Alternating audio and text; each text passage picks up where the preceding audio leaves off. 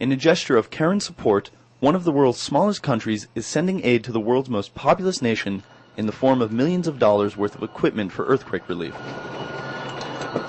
An Israeli plane carrying over 30 tons of medical equipment, water purification kits, electricity generators, tents, and blankets took off on Monday for the Chinese city of Chengdu, which was devastated by a May 12th earthquake. דאגנו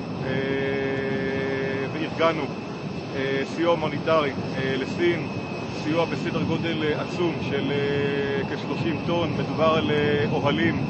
כדי לשכן בהם בעצם את אותם חסרי בית, וכן סדר גודל של אלפי שמיכות. With at least 62,000 people dead and an estimated 5 million homeless, Israel organized an airlift through the foreign ministry in Jerusalem, which raised more than $1.5 million from donors such as the Israel Corporation and the United Israel Appeal.